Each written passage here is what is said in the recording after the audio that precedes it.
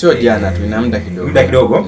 Ameagiza mwezi au iweze kuzunguka Venezuela kwa ajili ya kuanzisha mashambulizi na mengine. Na tunajua baada ya rais aliyoko madarakani sasa hivi, baada tu ya kuingia madarakani, alikuwa akipinga vikali utawala wa Marekani, ambako tunajua kuwa anatawala Marekani sasa hivi ni Donald Trump ambaye ndio rais wa Marekani. Na huyu rais wa Venezuela sasa baada ya kuingia amekuwa akipinga vikali utawala wa Marekani pia na kuanza kuungana na nchi ambazo zinapinga utawala wa Marekani kama vile Cuba, Iran pamoja na nchi zingine. Sasa Mr. Kanyuka, najua wewe ni mtu ambaye unafuatilia sana masuala haya ya kimataifa au masuala haya ya amani za kimataifa. Sasa msikilizaji anatamani kupata habari kiundani zaidi juu ya tukio hilo ambalo limetokea. Tukio ambalo linaendelea sasa hivi kilo. Kwanza natakiwa tujue kwanza Marekani ni nani. Marekani ana sera ya demokrasia duniani. Yeye ndo kilanja wa dunia wanasema. Anahakikisha kwamba nchi zote za 194 nadhani ambazo nchi zote za umoja wa dunia UN, United Nation, kwamba zinafuata sera yake ya Marekani, sera ya demokrasia. Lakini kuna sera mbili duniani, kuna pande mbili. Kuna pande ya ujamaa. Tukumbuka hata si Mwalimu Nyerere mwaka 67 nadhani 1967 Mwalimu Nyerere aliweza kuanzisha sera ya ujamaa. Ndo ambacho sasa hivi kipo sasa. Marekani na nchi nyingi ambazo zipo NATO zina umoja wa demokrasia, lakini nchi ambazo zinaongozwa na Urusi ambazo zilikuwa enzi zile 1991 zilikuwa ni nchi za Kisovieti, zilikuwa ni nchi ambazo kuna maswala, kuna pande mbili hivi, moja inaongozwa na Marekani, nyingine inaongozwa na Urusi. Sasa hizo pande mbili ndo mpaka sasa hivi zinakuwepo, zipo mpaka sasa hivi. Marekani wenyewe na kitu kinaitwa New World Order, kwamba dunia lazima iendane na order ya Marekani. Kuna kitu kinaitwa super power. Zamani tulikuwa na mono power system. Sasa tunaingia kwenye multi power system. Kwa swali lako hilo la Venezuela sasa. Mgogoro wa Venezuela na Marekani haujaanza sasa hivi. Mwaka 2013 kabla ya kufariki Hugo Chavez, mgogoro ulikuwepo. Kitu ambacho hatukijui watu wengi. Marekani ni nchi ambayo ipo kimaslahi. Marekani ni nchi ambayo itahusika na wewe ama itakuwa rafiki na wewe endapo itakuwa inapata maslahi kutoka kwako. Maslahi hayo ni ya dhahabu, mafuta na malighafi nyingine zingi. Ukiangalia sasa kwa nchi ya Venezuela samani. Nchi ya Venezuela ni nchi ambayo ina dhahabu ya kutosha na ina mafuta na gesi. Kitu hicho ndicho ambacho kinawagombanisha sasa hivi Venezuela pamoja na Marekani. Mgogoro wa mwaka 1999. Hapo sasa ndio mgogoro ulianza kati ya Marekani pamoja na Venezuela. Kipindi hicho alikuwa anatawala Hugo Chavez. Alikuwa ndo rais wa Venezuela wa kipindi hicho mwaka 99. Ambapo baada ya kuingia madarakani mwaka huo wa 99 alianza kuponda sera za Kimarekani ambazo ndio hizo mwanzoni nimezieleza kwamba ni demokrasia. Yeye akaanzisha sera yake ya ujamaa ambayo ndio ilikuwa inaongozwa na Urusi, sera ya ujamaa miaka hiyo 1999. Lakini baada ya hapo sasa akaanza kujitoa kwenye umoja wa nchi za Kimagharibi. Akaanza kuungana na nchi za Cuba, Iran. Unajua hizo nchi ndo miongoni mwa nchi ambazo ni adui wa Marekani. Kwa mgogoro kilo ulianzia hiyo miaka ya 99. Sasa hivi ilipofika mwaka 2013 alipoingia Nicolas Maduro madarakani baada ya kufariki huyu Hugo Chavez, na yeye pia hakuendana na script ya Marekani. Unajua duniani sasa hivi muongozo duniani tunaongeza kwa New World Order. Ni order ambayo inatoka nje, ambayo kiongozi wake ni Marekani na mataifa kama ya Israel, Ufaransa na Uingereza. Kwa baada ya Hugo Chavez kufariki mwaka wa 2013, alifariki ni Machi nadhani. Akaingia madarakani 2013 Aprili hiyo Hugo Chavez. Akaingia Nicolas Maduro madarakani. Na Nicolas Maduro akaendeleza ile sera ambayo Hugo Chavez alikuwa anaitetea, sera ya ujamaa na kujitegemea. Ni miongoni mwa sera ambayo kilo ukiangalia nchi nyingi ambazo zinataka kujitawala, ambazo zinataka zitoke kwenye mfumo wa kutawaliwa duniani, ndio sera ambayo zinaendelea nayo. Tunaona hata mwaka 2000 na kabla ya mwaka 2011 katika nchi za Afrika, Libya na yenyewe ilikuwa na mfumo huo, yenyewe ilikuwa na mfumo wa ujamaa na kujitegemea.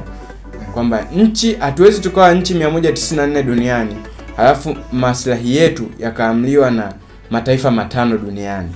Kwa hiyo ni miongoni tu, ni muendelezo, na hicho ndicho ambacho sasa hivi kinatokea Venezuela. Sawa kabisa Mr. Kanyuka kwa udadavuzi huo ambao umetupatia kuhusiana na Venezuela. Kuna kitu hapo ambacho umekiongea, umesema ya kuwa taifa la Marekani ama nchi ya Marekani haiwezi ikajihusisha na wewe kama wewe hautakuwa unaipa maslahi nchi ya Marekani. Maana yake ni kwamba Marekani haiwezi ikajihusisha na nchi nyingine kama hiyo nchi haitakuwa inatoa maslahi kwa Marekani. Kwa hiyo Mr. Kanyuka, unataka kuniambia kwa Marekani yeye msaada wake yeye hautoki bure maana yake? Ndio hivyo. Maana yani tunaangalia hata mkataba walio saini hivi majuzi wa Kongo. Waliandika kwamba mineral for peace. Umeona? Yani madini kwa usalama. Mineral for peace. Tunajua Kongo ni miongoni mwa nchi ambazo Afrika Mashariki zimekuwa na migogoro muda mrefu. Kuna makundi ya waasi ya M23 ambayo yamekuwa inasemekana kwamba yanafadhiliwa na Rwanda, lakini pia Rwanda na yenyewe kuna mtu ambaye yupo nyuma yake ambaye ana uwezo. Unaona makundi yale ya waasi yanamiliki magari mapya, silaha za kisasa, gwanda zile za kijeshi ni mpya kabisa. Unaweza kujiuliza wanapata wapi hii nguvu? Kwa hiyo kuna mtu nyuma yake. Ukiangalia toka kipindi hicho ni mwaka huu nadhani mwezi wa 3 hivi waweza kusaini huo mkataba wa Mineral for Peace. Mpaka sasa hivi Kongo kidogo papo shwari. Japokuwa kuna makundi mengine yanaibuka, lakini Kongo papo shwari. Kwa hiyo Marekani kilo ni nchi ambayo haiwezi kuwa na wewe kama haipati maslahi na wewe.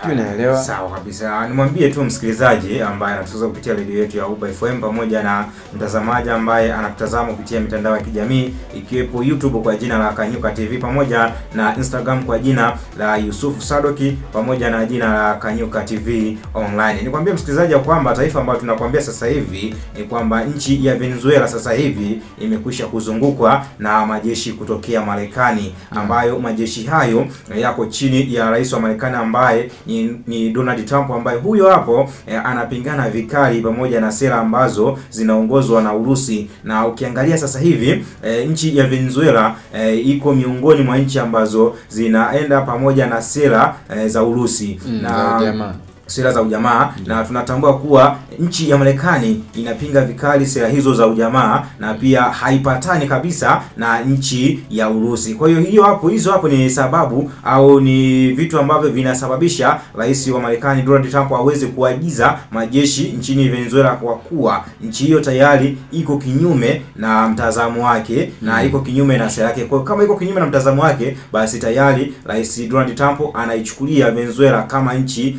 miongoni mwa maadui zake.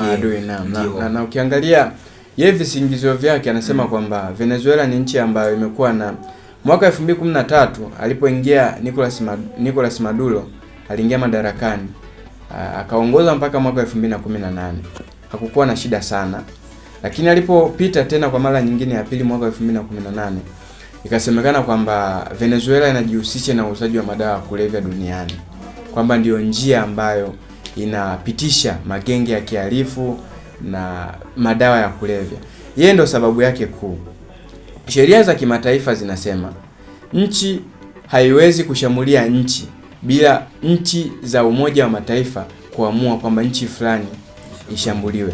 Lakini sasa yeye Marekani ameamua kivyake. Ndio ile ambayo nimekuambia mwanzoni kwamba Marekani anajihisi kwamba tupo kwenye ule ulimwengu wa monopower system, kwamba taifa moja kubwa lenye nguvu duniani lina uwezo wa kuamua sera ya mataifa mengine, kitu ambacho hata nchi hizi za Urusi, Iran, Korea Kaskazini hazipo na hiyo sera. Yaani kitu ambacho Trump anakiangalia ni kama vile tuchukulie mfano shule ya msingi, ukishakuwa kiranja unakuwa unajiona kama vile una mamlaka kama mwalimu mkuu hivi. Kile ambacho unakitaka wewe ndio wote wakifate, ambao sio viongozi. Ndio ambacho Trump anakifanya. Kile ambacho anataka yeye kiweze kufanyika, basi nchi zingine zote basi ziweze kukifuata, na ukienda kinyume tu tayari unakuwa umetangaza vita pamoja na yeye. Basi ni mwambie mtazamaji pamoja na msikilizaji ambaye anatusikiliza kumaliza sasa hivi ya kwamba zile dakika 30 ambazo tulikuwa nazo hapa mjengoni kwa ajili ya kukupa habari na kukuelimisha juu ya kile ambacho kinaendelea hapa ulimwenguni tayari zimekwisha kutamatika. Usiache kutufuatilia kwenye mitandao ya kijamii, na kingine zaidi usisahau kutufollow kwenye mitandao yetu ya Instagram kwa jina la Kanyuka TV Online pamoja na jina la Yusufu Sadok, lakini YouTube pia unatupata kwa jina la Kanyuka TV. Usisahau huko kusubscribe, kushare pamoja na kucomment kile ambacho umekiona wewe kuhusiana na mada ambayo tunakuwa tumezungumzia siku husika. Kwa hiyo siku ya leo tunaishia hapa, lakini siku ya kesho basi tunakuandalia taarifa nzuri zaidi kuliko za leo. Mr. Kanyuka, jambo moja tu la kumwaga msikilizaji juu ya taifa la Venezuela.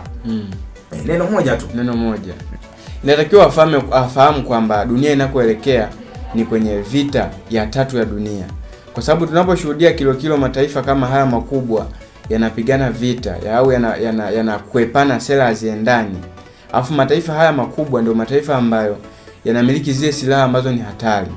Kwa hiyo nini kinachotokea kwa sisi? Manake mataifa makubwa yale kama yakiathirika, na sisi wadogo pia tutaathirika.